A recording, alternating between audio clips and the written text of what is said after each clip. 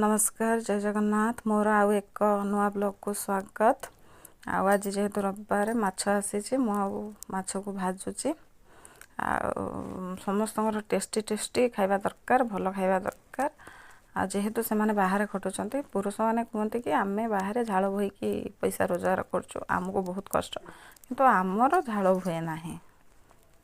ये जो खरा होउची समस्त टेस्टी खाइबा दरकार ताको करने को हेले आमे मिनिमम गोटे बाल्टी झाड़ गाधेकी करके दबा पड़ुछ। ठीक कहली कि नहीं तापर शुणा हम कौन करुच कि घरे बसी।